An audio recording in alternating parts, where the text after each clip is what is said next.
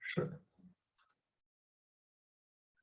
Well, good afternoon, everyone, and thank you for joining us. Today, I'm very pleased to be able to introduce Tibor Jager for today's Tutte Colloquium. Tibor is a professor at the University of Wuppertal near Düsseldorf in Germany, where he leads the IT security and cryptography group.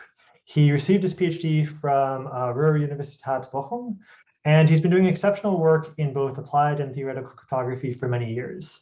He discovered several practical attacks on deployed protocols, and he's been instrumental in developing the theory for analysis of real-world systems. I actually frequently cite his work, and his Crypto 2012 paper on proving the security of TLS has really had a major influence on my research. Over the past few years, he's been leading the way on developing methods for giving tight security proofs, which is important, as he'll explain, I'm sure, for meaningfully connecting the guarantees that we get from theorems with the actual cryptanalytic security of instantiations. And today, he'll be talking about progress in building tightly secure digital signature schemes. The virtual floor is yours, Tibor. Okay, yeah, thank you very much. Also, thank you very much for the nice words. I also cite your works occasionally, so I guess that's then fair game. Thank you very much for the invitation. This talk is about tightly secure signatures, and here's the outline. So as Douglas already suggested, we will first talk about digital signatures very shortly, of course. Then what means tightness and why is tightness interesting in this setting? Just a couple of slides, but I guess it's a standard introduction for this topic, and it's also quite useful to set up notation and everything. And then I will talk about two results. The first one is from PKC 2021, joint work with Dennis Diemert, Kai Gellert, and Lin Lü, all from our group in Wuppertal. And this is about the construction of signature schemes which have tight security in a multi-user setting with adaptive corruptions. I will tell you later why we consider this a useful and interesting model. And in the second part, I will talk about signatures with so-called memory tightness in the multi-challenge setting. And yeah, this is a relatively recent notion. You might have seen the memory tightness paper by Auerbach et al. From Crypto 17, and this essentially continues this line of research and joint work with the same people. The idea of this talk is to convey ideas, which means that I won't go too much into detail, but we'll rather try to point out what the core challenges and high-level ideas are that we have in these works. And by the way, if you have any questions, also interrupt me anytime, and then we can discuss, of course.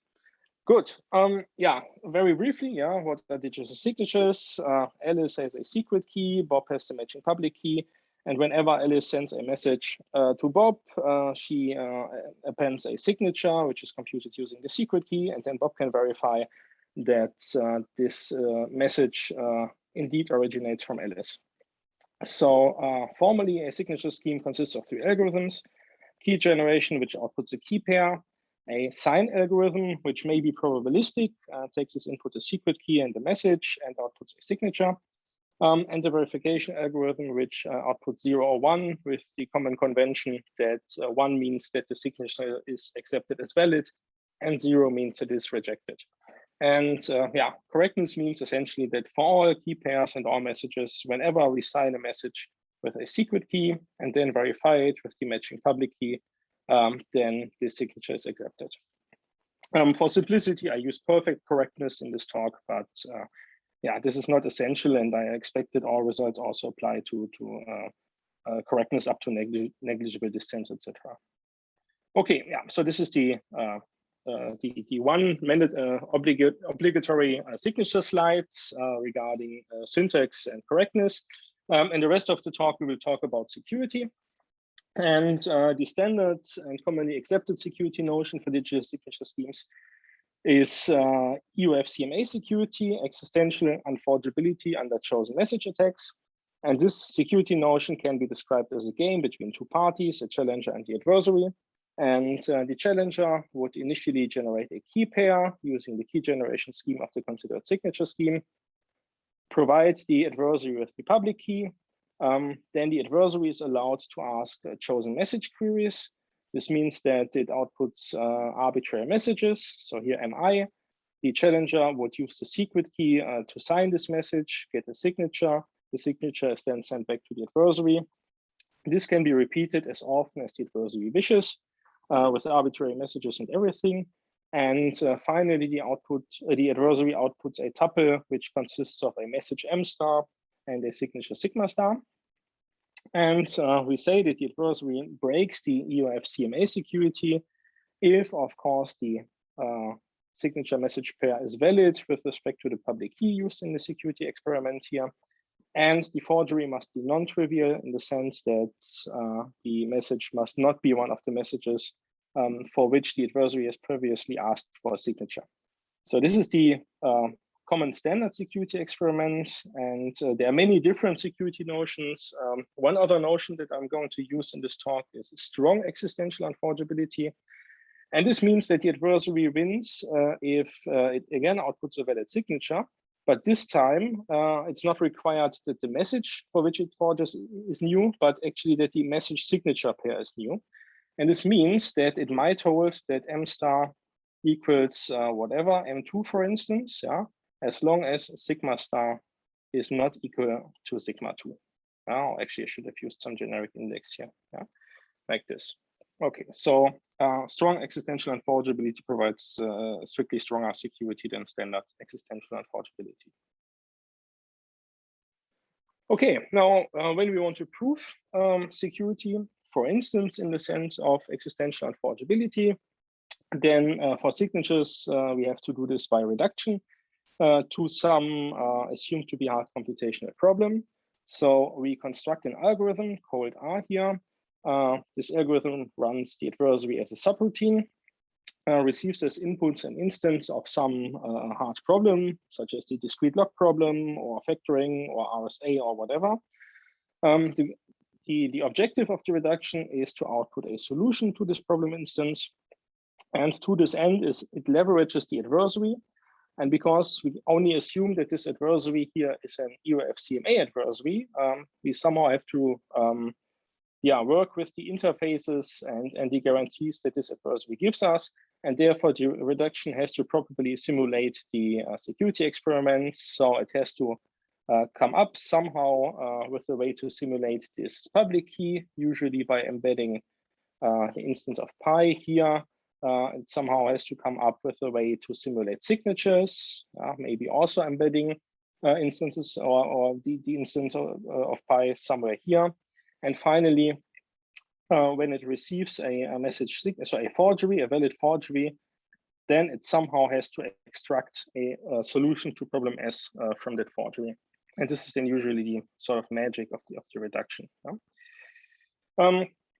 And now we say, at least in this talk, that the reduction is tied if the running time of the reduction, including the adversary, so basically the outer box here, is essentially identical to the running time of the adversary, the inner box, and also the success probability of reduction and adversary are essentially the same. And essentially the same, this is a bit vague, of course, let's say identical up to a constant factor, for instance. This is only one way to define tightness. There are different and more general ways where we would have to introduce work factors and stuff, and I intentionally omit them. And this is absolutely enough here for the intuition and to understand the results. Unfortunately, now reductions are often not tight.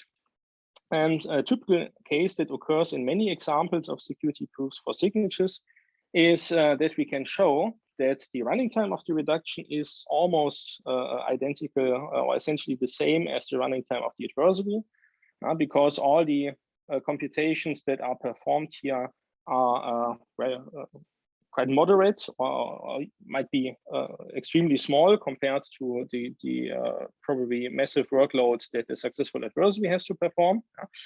But we can often only lower bound the success probability of the reduction by some term which has the form epsilon a, so success probability of the adversary, divided by L, where L is called the security loss, and L may depend on the adversary and might be huge.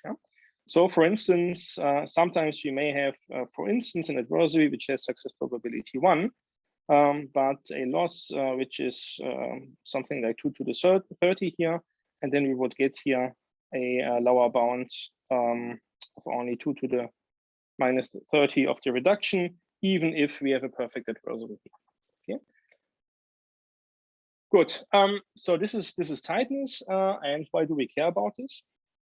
So first of all, if you are a pure theoretical cryptographer or a person purely theoretical in theory, then I would say it's enough to say that the question of existence of tight security proofs is a fair question in its own right that deserves study. So for instance, what we could ask ourselves is, as I said, we have many different security models for signatures. For instance, non-adaptive chosen message attacks, I haven't talked about them yet, this is just some notion, is strictly weaker than existential unforgeability under chosen message attack, is in turn strictly weaker as strong than strong existential unforgeability under chosen message attacks. So maybe we can get a tight security proof for a scheme in this setting, maybe in this setting, and maybe not in this setting here. And then, of course, it makes sense to ask, is there an inherent boundary for going from one security notion to the other one? And why does this boundary exist for schemes, etc.? So this is the very theoretical perspective. Then it's, of course, fun to think about this. There are often very nice techniques involved to prove tight security. If you are not a pure theoretician, but if you are more interested in practical security of signature schemes, then maybe the first motivation is not too convincing for you, but there are more reasons.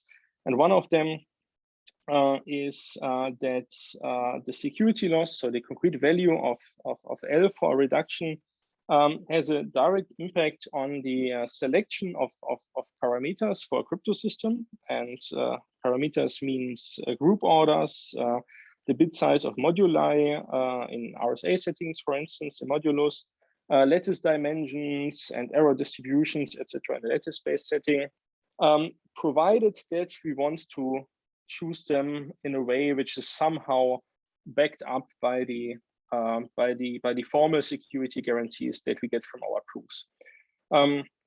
So if we want to do this, then it usually means that if we have a non-tight reduction, then we have to compensate the security loss by choosing larger parameters, which means that we get less efficient instantiations of the schemes in practice.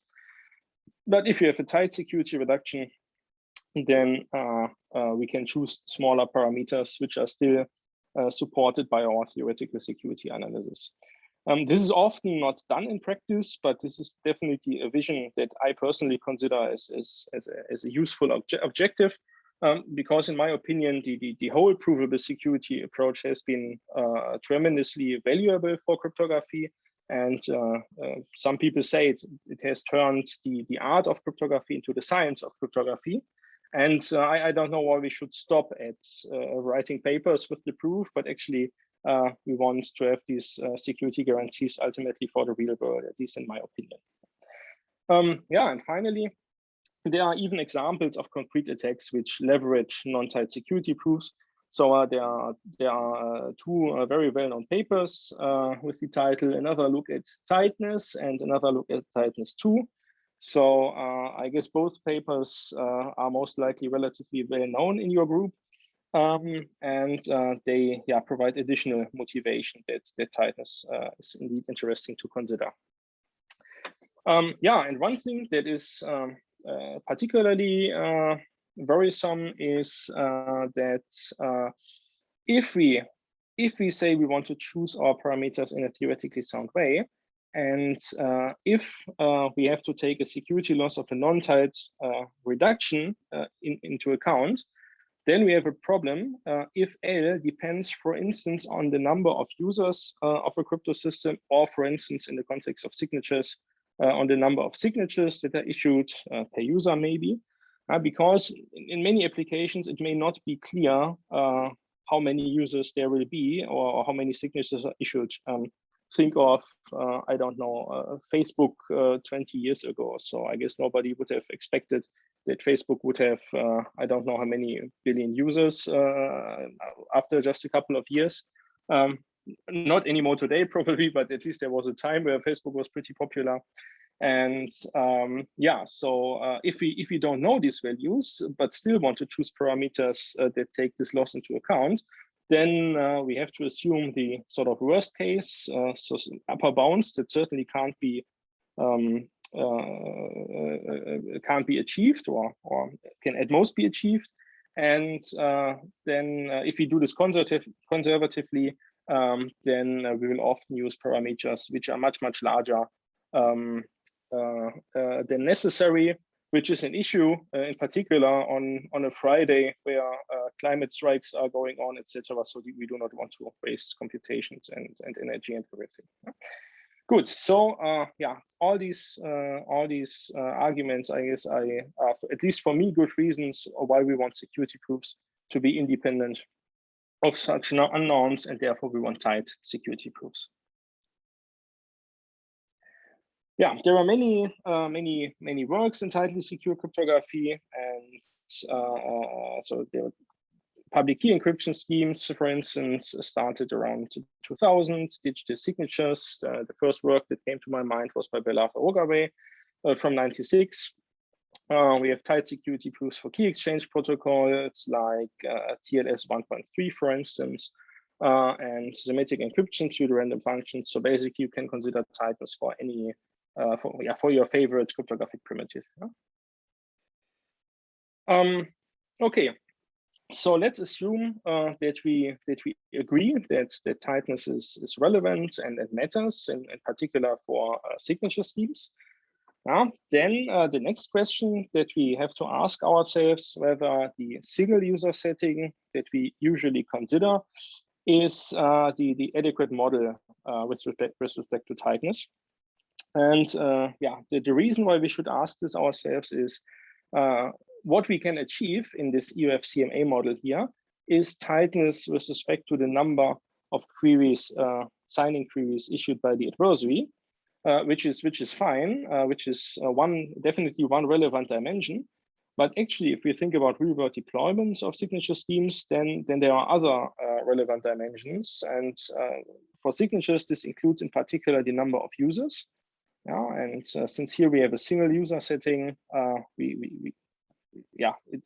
it doesn't really make sense to consider tightness, which somehow scales in the number of users, just not possible in this model. And once we consider a multi-user setting, then we can take inspiration from security models, for instance, for authenticated key exchange, which inherently have to consider multi-user settings. And then, for instance, allow adaptive corruptions, because this might also seem reasonable to consider. In particular, if you want to use the signature schemes then later on to construct tightly secure authenticated key exchange protocol, then actually we need a security notion which allows these adaptive corruptions.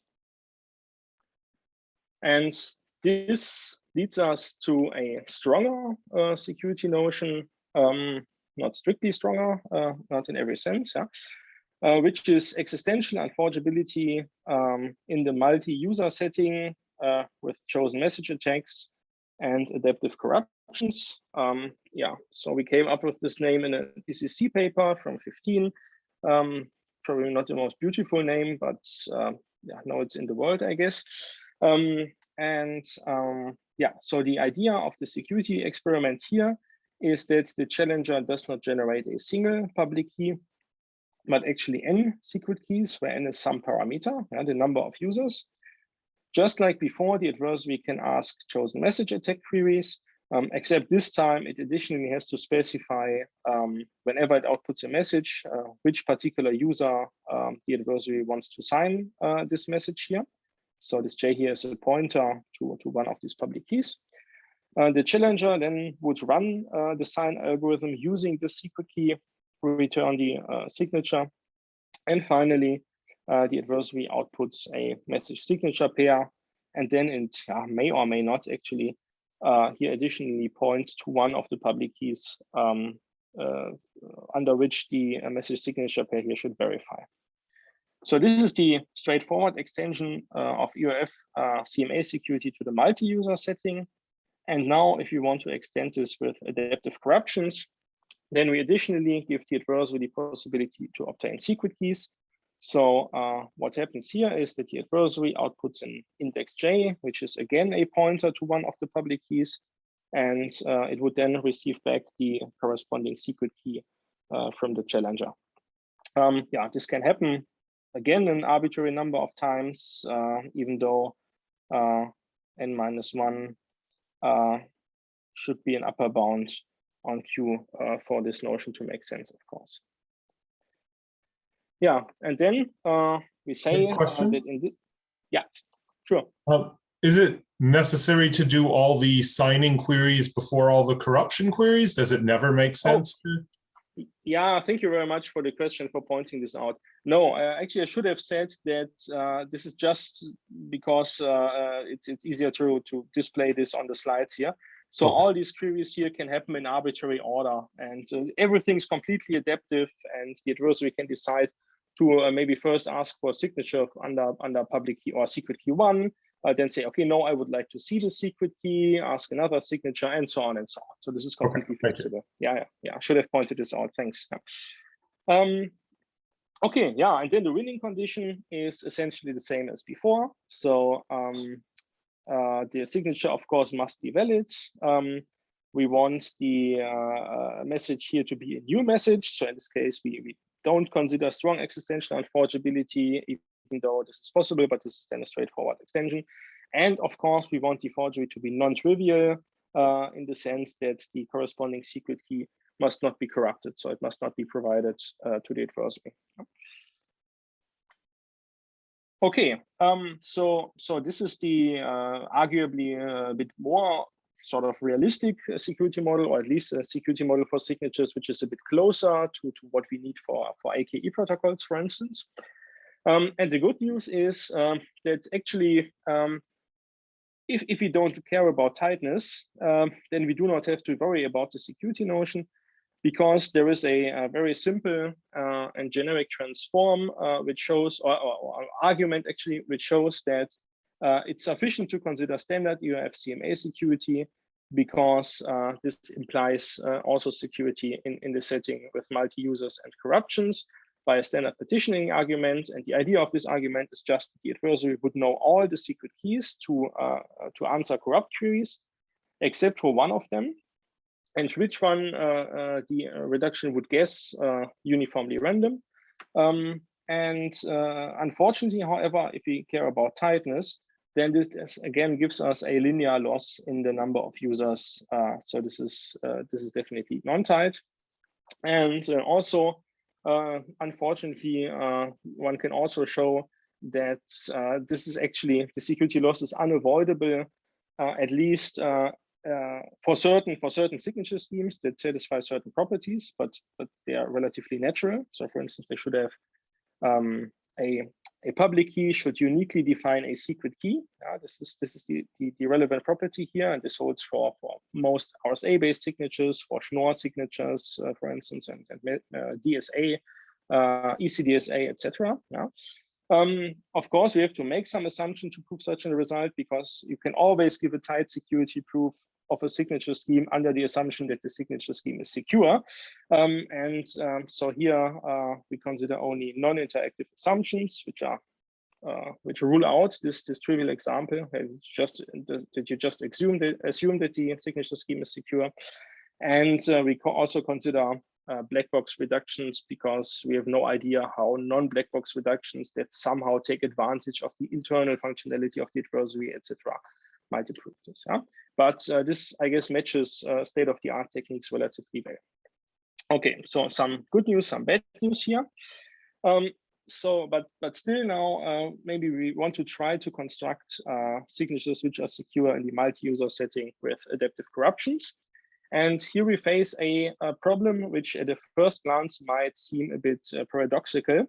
And this problem is that on the one hand, if we want the reduction to be tight, then we cannot afford that the reduction does not know any one of the secret keys, because then we would immediately get the security loss again. So this means the reduction has to know all secret keys of all users. But at the same time, the reduction must be non-trivial. And this means that it must somehow be able to leverage a forgery provided by the adversary to extract a solution to the hard problem, even though it knows the secret key. And this is this might seem paradoxical, because if the reduction already knows the secret key, then it seems that it would be able to compute a valid signature itself. So it doesn't need the adversary.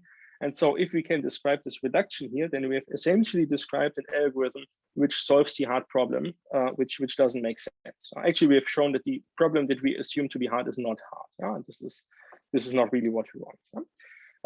But actually this picture here on the right fits pretty well. So it really depends on how you look at Scheme and how you assemble building blocks. So if you do it in a wrong way, then essentially this impossibility result here applies and you get this security loss. But if you look at it in the right way, then actually everything aligns up very nicely, and then we can get tight security proofs. So in order to achieve this, we have to build signature schemes which have a reduction, which are provably secure, where the reduction knows valid secret keys for all users, but is still somehow able to extract a non-trivial solution to a problem from the forgery, despite knowing the corresponding secret key. And the leverage then will be, of course, that one can argue somehow that the forgery provided by the adversary must have a slightly different distribution than the signature simulated by the reduction, and this must then somehow be leveraged in the extraction. So there exist a couple of constructions which are tightly secure in this multi-user setting with corruptions. The first one is from our TCC paper, is rather theoretical. So it's a tree-based signature scheme based on pairings and the dealing assumptions. So signature consists of hundreds of group elements, but nicely achieves good tightness at least, and is in the standard model, so it doesn't require any random oracles. But this is a very theoretical result. In this paper, we had a second construction, but last year we realized that this construction is, or actually the proof of this construction is flawed. But luckily we were able to fix this proof, and there is a new variant now in our Crypto21 paper, with plenty of people, Shuai Han and Shengli Liu from Shanghai, Eike Kilz, Doreen Riepel, and Sven Schege from Bochum, and then Yashin Pan, and he mainly contributed to the signature scheme. That's also one of the reasons why I'm not talking about this. So I really see this as his result. This is relatively good. So if we instantiate this with DDH, for instance, we would have a signature of size 5 group elements. Unfortunately, not completely lossy, but at least completely tight, but at least the loss is independent of the adversary and depends only on the security parameter, which is already good enough. Then there is one scheme in the random oracle model by Gyostin and Jager from Crypto18, which I'm not going to talk about today. But currently, my favorite tightly secure signature scheme is our construction from PKC21. And this, and I like this scheme because a signature essentially consists of 3 integers modulo p, where p is the order of some algebraic group.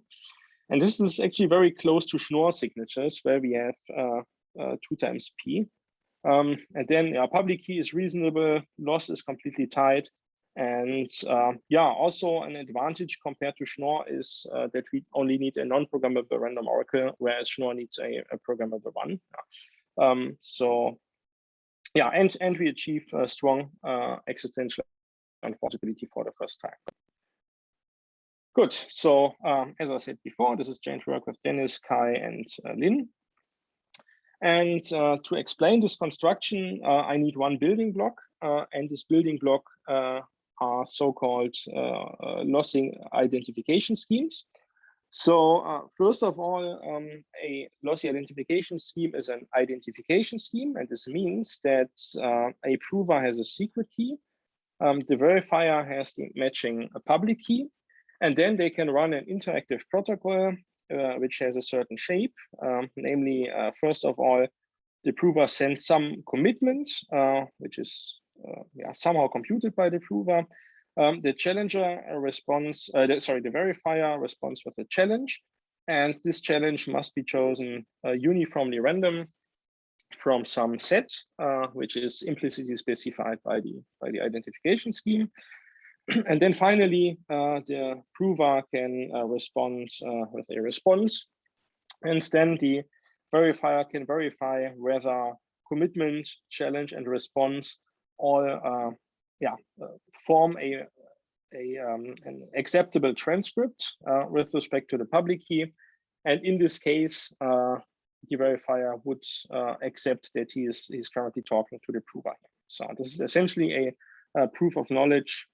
Well, not always a proof of knowledge, but if you're not familiar with these notions, then think of it as a proof of knowledge of the secret key. Okay, the prover proves that he's in possession of a secret key. Not always in the formal sense that this is really a proof of knowledge that there exists an extractor and everything, but yeah, this is out of scope, I guess, for this talk. Yeah, and then the additional property that we get from lossy identification schemes is that we can generate public keys in two different ways. So one of these ways is to use the standard key generation algorithm, which gives us a key pair. And the second way is to run a separate lossy key generation algorithm, which outputs only a public key, but no secret key. And we require that it's computationally hard to distinguish lossy keys from real keys. So usually indistinguishability here is based on hardness assumptions, such as, for instance, the DDH assumption or so in algebraic groups. And the nice property that we get from lossiness is that if we have a lossy public key, so if the scheme is a lossy mode, then it is basically impossible to find a valid transcript. And by basically impossible, I mean the following.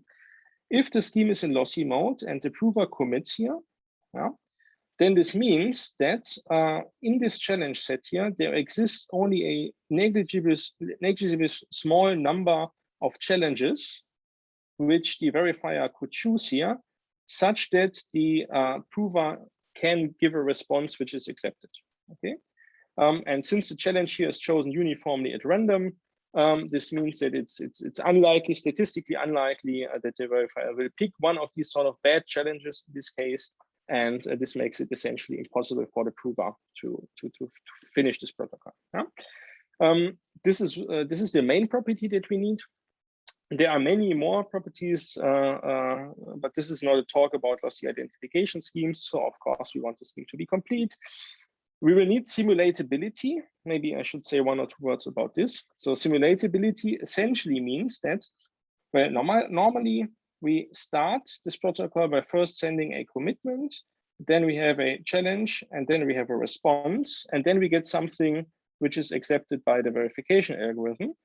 And simulatability means that if we change the order, so if we, for instance, start with the challenge, then and the response at the same time, then we can compute a matching commitment such that, again, the verification algorithm would accept this. Okay, so this is a property that we need.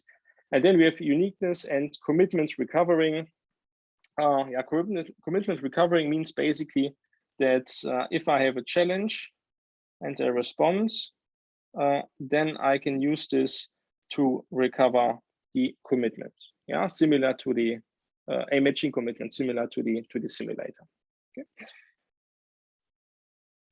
Good. And now to explain the construction that we use, it makes sense to first recall Fiat-Shamir signatures very quickly.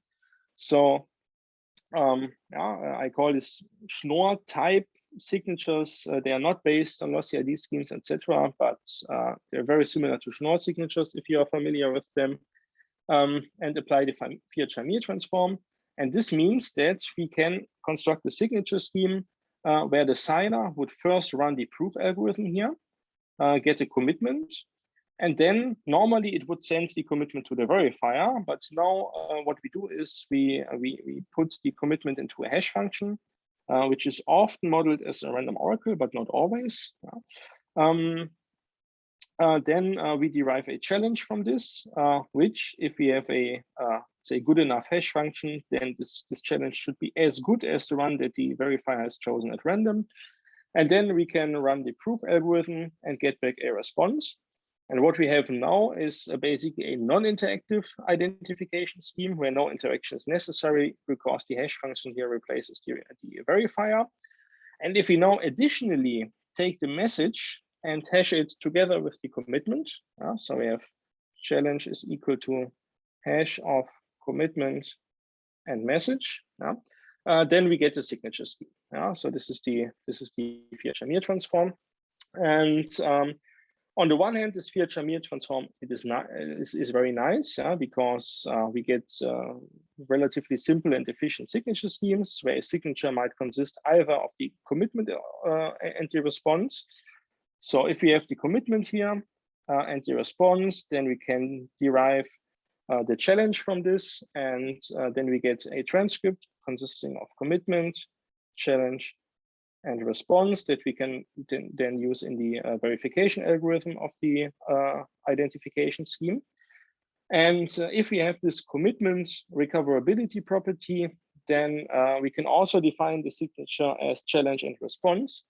And in this case, we would take the challenge and the response and derive the commitment from this. And then once again, we get such a complete transcript. Okay? So for many concrete instantiations of lossy identification schemes, it is equivalent whether you send these two values here or these two values here. And therefore, in the SQL, I will always use this representation. Yeah, and so this is nice, and now we have a signature scheme, but unfortunately we know that it's hopeless to get or to prove tight multi-user security of the scheme due to this generic impossibility result from Eurocrypt 16. At least if we consider black box reductions and hard non-interactive problems.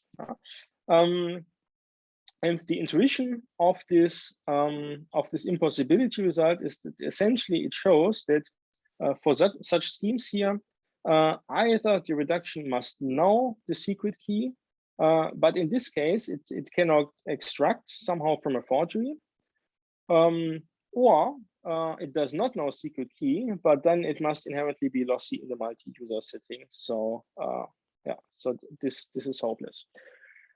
So what do we do next? The next step is now that we follow an idea which was used in our signature scheme from Crypto 18. So what we do is we use two proof system or two identification schemes in parallel. So we have in principle we have two secret keys here. But in our actual construction, the reduction will know only one of them, and which one is chosen uniformly random. Okay, so let's say, for instance, our prover knows this secret key here and doesn't know this one. And then a signature consists essentially of two accepting transcripts, where one is created using the secret key and the other one is simulated. And we also attach a proof, and this proof as a non-interactive zero knowledge proof, a particular efficient one, but still it needs a couple of group elements and integers. The signature here, so these two transcripts, were computed in a way such that the signer knows either the left or the right secret key. And then this is used there because then also the reduction will always know one of the secret keys, but the adversary will not know which one, and then it will, or there is a chance that the adversary may forge a signature such that we can embed an instance of a hard problem here. We always have this secret key in case we have to answer corrupt queries. And we have this second branch here in order to be able to extract. And then because it's perfectly hidden from the adversary until the secret key is corrupted, whether we know the left or the right secret key with probability 1/2, we may be lucky and the adversary may choose the right branch from the reduction perspective to extract. Okay, yeah.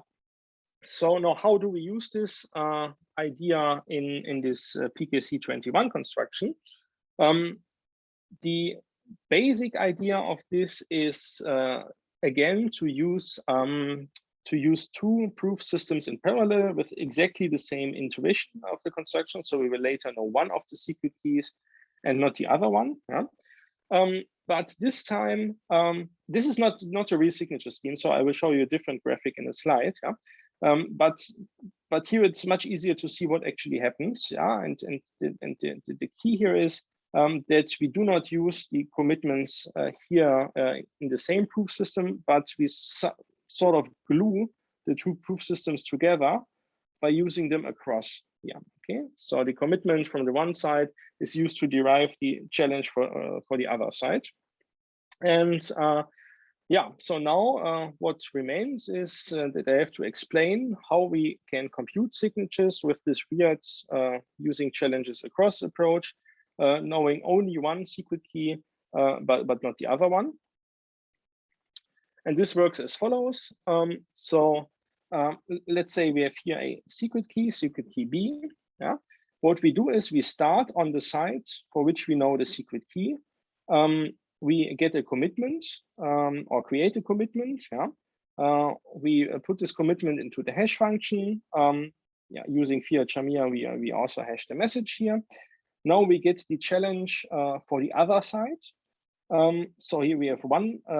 Yeah, we have essentially, remember that we have this order commitment, challenge, response. Okay. And normally this is set first, second, and third. But now we have the challenge, so we get this one here first. Then, so maybe I put the first here. Second, we pick a response, second here, okay? And then we run the simulator to get the matching commitments. So we do this third here, okay? So we can efficiently simulate this. And now we have a valid transcript for the sort of other branch. And now what remains is, of course, that we have to use this transcript here to derive the challenge for the branch where we started. We get another challenge, and yeah, now we can run the proof algorithm using the secret key to get a response. And what is very nice about this is that with this shape of the proof system, we need only 3 values in the signature, namely one challenge, the matching response, and the other response. And the reason for this is, let me clean this up a little bit. The reason for this is because once we have one challenge, let's just pick this one here. Okay, so this is challenge 0. And we have the corresponding response 0. Okay. Then we can use this witness recoverability, commitment recoverability property to recover the commitment. So we have a complete transcript on one side. And now we can use this commitment to derive the challenge on this side here. We also get the other response. So we have this here. And once again, we use commitment recoverability to get this one here. So using 3 elements, we can recover the 2 full transcripts for both sides of the protocol. And to prove this secure, we basically combine the technique from the paper with Christian Jostein, where we know only one of the 2 secret keys, with a proof from Fischlin, Harassa, and Jansson for this sequential OR proof construction. Yeah, the idea here is basically that we have a security proof where the reduction knows one secret key and wants to distinguish whether the other secret key here, public key, defines a lossy public key or not. Yeah? And what the reduction node does is it monitors passively the queries made by the adversary and by the reduction actually to the random oracle. Passively means that no programming or so is required. It just has to see in which order the queries are made. And now lossiness guarantees that it cannot happen that so what we have to do because of lossiness is that we first have, if this branch here is lossy, then the adversary first have to make this hash query here to get the commitment to put it into the simulator. Yeah? Because if not, then it would only get the commitment here at the very end, which is then uniformly random and most likely one of the challenges for which no proof or no matching or accepting transcripts exist by the lossiness property of the identification scheme. Okay, but if we ask this query here first, then essentially we can put the C into the simulator and everything works out fine. Okay. So yeah, this is the high level idea. Any questions so far about this? Sure. So you can tell which branch the adversary is basically creating the break of the scheme for, but how does the extraction, like how do you get, you're getting to that?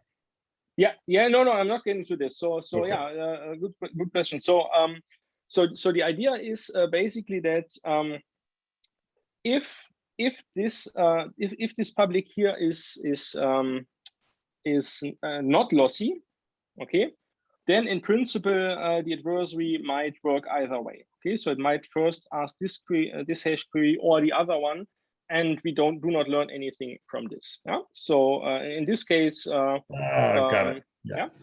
Okay, perfect. Yeah. Let me just finish because other people may have the same question. But if it's lossy here, yeah, then it is the only way to forge the signatures to go this way. Yeah. So in the first way, the adversary has no idea whether we have embedded the challenge, which is in this case not a lossy instance, in the left or the right branch, because this is not lossy. And where's the second public key? Actually, it goes in here, I guess. Public key B, yeah, because they are just identical distributed. So the adversary can only guess whether we are using the left or the right branch. But if it is lossy, then it can only forge by first querying this random oracle and then the other one, which means that in the reduction, whenever so here the challenge is embedded, and whenever this is queried first and this is queried second, we guess that this must be a lossy key, and in the other case we know that it's for sure a non-lossy key. Yeah? And yeah, so that's it. Further questions or? Seems not. Okay. Good. Yeah. So this is the high level idea. So what can we do now with the signature scheme? As I said before, tightly secure multi-user signatures with adaptive corruptions are a main building block for tightly secure AKE protocols, in particular when they use some kind of like signed Diffie-Hellman approach or something like this. And tightness is also particularly interesting for AKE protocols because we have many users and many sessions per user, and because typical AKE protocols often even have a quadratic security loss. So I shouldn't draw an arrow here from TLS because there is a tight security proof for TLS, but yeah. So we even have a quadratic security loss, and then if you think about yeah, so anyway, how many keys do we have? I would say millions of users in TLS for sure. I would say billions of connections, probably per day. Yeah? And so then a quadratic security loss on top of this. So this would really be painful to compensate this with parameters. I'm pretty sure nobody would use them. And now, yeah, if we then construct such AKE protocols which have a tight security proof, and here are a couple of candidates. And then by using the previously most efficient signature scheme from the Crypto 18 paper, we get yeah, these numbers here. So this is the number of bytes transmitted over the wire in execution of the AKE protocols. And yeah, this can be, I would say, relatively significantly improved by using different signature schemes. Yeah? So okay, yeah. So this was the first part. How am I doing on time? Okay. About 5 minutes left, maybe. Sorry. About 5 minutes, and then we can have a little bit more time for questions. So this is of course absolutely hopeless to do. It's the first time I give this talk, and I was optimistic with only 30 slides, 50 minutes will do. But I guess I didn't estimate this very well. So let me just tell you the gist of what is happening here. Okay. So first of all, very quickly, what is memory tightness? Memory tightness considers essentially the same setting as before. Yeah, so we want to have reduction. Source running time is essentially similar to the running time of the adversary. Same for the success probability. And now, additionally, we require also that the reduction doesn't require significantly more memory than the adversary, which seems relatively fair, I guess, because usually you can trade time and success probability and memory. So in the retrospect, I find it a bit weird that this was overlooked until the paper by Auerbach, Cash, Version Kills from Crypto 17. Yeah, but now it seems really natural to me to consider memory as well. Good news is maybe that memory is not always relevant. This depends very much on whether you reduce to memory sensitive problems or not. But if you're interested in this, I would refer you to this paper here. And this is more recent, so there are just a couple of results. Yeah? And what makes memory tightness particularly difficult is the following. Yeah? So first of all, because we want that the memory of the reduction, including the adversary, is essentially the same as that of the adversary. This means that we do not have significant additional memory left for the reduction, right? And then even worse, we cannot make any assumptions about the adversary because the adversary is a black box, and it could make queries, for instance, just dummy queries without storing them. And then this means that the reduction can store these queries either, yeah, because otherwise this here would not be achievable anymore. And this means the reduction cannot know or cannot remember this or explicitly store the set of messages for which the adversary requested signatures. It can also not store the signatures that it responded with. It can also not store any random oracle queries. So often reductions maintain a table. So here's X, here's age of X of all the random oracle queries made by the adversary. And this also doesn't work. And this also rules out the approach by Fischlin et al. That we used in the construction that I've just showed you before, because this explicitly leverages that the reduction is aware of the entire history of random oracle queries and in which order they were made. Okay, and this is something that we can't do anymore in the memory tightness setting. And on top of that,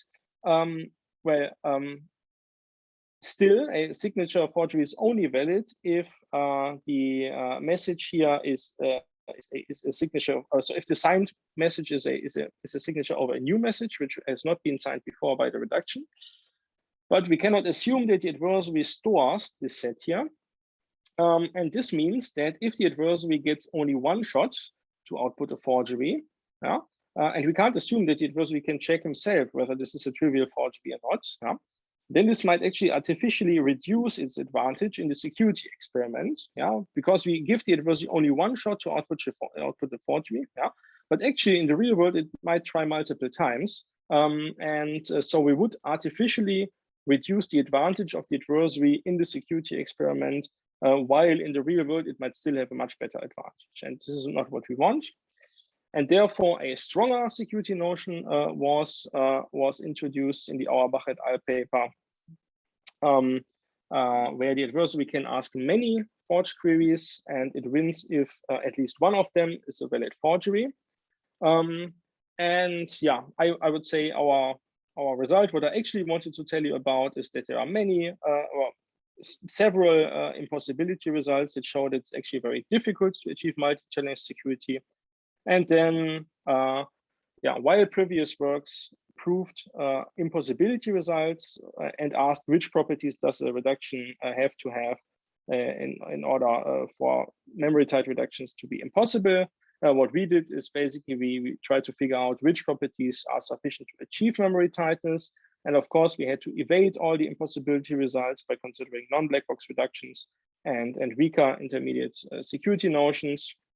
We somehow make sure that the reduction is able to recognize and distinguish replayed signatures from real forgeries without using any memories.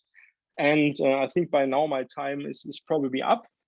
So I would say there's going to be a talk at Asia Crypt 21, where somebody will probably stay in the time limit to tell you more about this. Yeah, and yeah, so I guess we can either ask questions now. If you want, I can also show a couple of more slides, whatever you guys prefer. Thanks very much, Tibor. Let's see if we do have any questions. I have one, or so I'll ask that now in case anyone else wants to think of a question as well. And my question is actually taking away from signatures a little bit and moving towards chems, but still on the question of tightness, because in the post-quantum setting, a lot of things are phrased in terms of chems, and I'm wondering what's known about multi-user tightness there. I'm thinking especially that the Fujisaki-Okamoto transform might be problematic.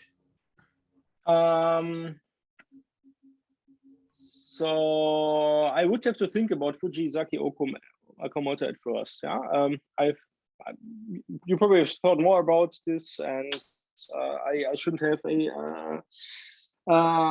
clear opinion very quickly about this. But yeah, I think definitely memory tightness, because you need this whole random oracle history and stuff. But if it's just tightness, yeah, so sounds like an interesting issue to think about for sure. So what is known about this? I mentioned before this paper from TCC 15, where we built AKE, and this AKE scheme is also based on chems. And they are essentially, so the idea there is again that we have to avoid the situation where we know where we know the secret key where we want to embed some hard problem instance. So once again, we use a 2 secret key scheme there, which is very similar to this classical construction of CCA, secure double encryption plus zero knowledge. Now young, actually, now a young paradigm. So basically we do this with chems, and we might not even need a zero knowledge proof in this case. So just 2 chems, and then you decrypt, you XOR the results somehow, and then if one of them is random, then the result is random, etc. So this is very high level, the idea. So this is the only construction that I'm currently aware of for chems. Uses double encryption, which is yeah, at least doubles your ciphertext size. Not sure if you can afford this, but it could be worse, I suppose. Yeah. You always have to pay a bit for tightness. So yeah. And whether it works and fits into your use case and all, this might be an interesting question to consider. I have no idea. Any other questions?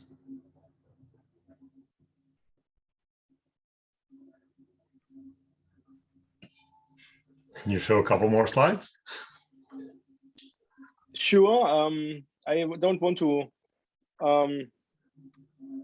hijack this meeting too much, but let me just go very quickly over this. Okay, so what we have is 2 impossibility results. Okay, we can't prove multi-challenge security by assuming single challenge security. So like the transform from EOF CMA security to multi-user EOF CMA security. Yeah. So Auerbach et al. Showed that this is not possible. Any reduction might lose either memory or time, which again makes sense because you often can trade memory for time. I mean, if you don't store it, you can try to recompute it, right? So this is the intuition why it's memory or time here. Yeah? And this was later extended to reductions from multi-challenge security to not single challenge security. So because maybe this is just more difficult, but you also can't achieve this from any non-detective computational assumptions. And these impossibility results all hold with respect to black box reductions. And so what we did here is we took a closer look at reductions and defined the notion of canonical reductions, and showed that so what is necessary, and I won't go so much into detail now, is so we want to, the main technical challenge is that we have to recognize simulated signatures, and we can do this actually in a semi-black box way by taking a closer look at a reduction. And I mean, what a reduction has to do, it is somehow has to simulate a public key. It somehow has to simulate sign queries. It might have to simulate a random oracle if it's in the random oracle model, and it has to extract from a forgery. And what we observe is that if all these algorithms are stateless and deterministic, then actually we can get memory tightness. The problem is all these algorithms have to communicate somehow. So we can't just make them stateless here, because whether or how we extract might depend on how we respond to hash queries and how we created signatures here. And so the way they can communicate is they just have access to the same random function. Then we have an additional check algorithm here, which checks for freshness of forgeries. So again, it somehow has to know which signatures might have been created by the simulated sign algorithm. And there we also have this random function here.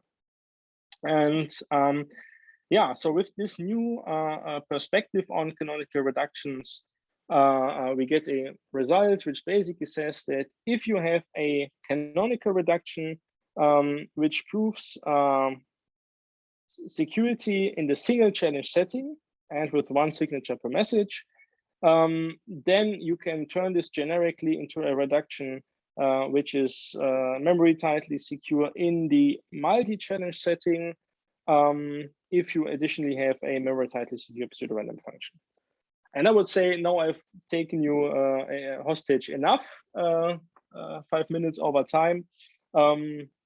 If anyone is still interested in this stuff, just drop me an email. I guess I have my email address somewhere here. You can also Google it. Yeah.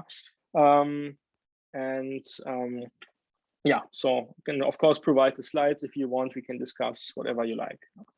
I feel a bit uncomfortable now hurrying too much or too quickly to quite technical slides. Actually, this is probably not helpful for anyone. And so, yeah. All right, well, thank you very much, Tibor. And please, everyone, join me in thanking Tibor for his talk. It was my pleasure. So I'll stop the recording now. And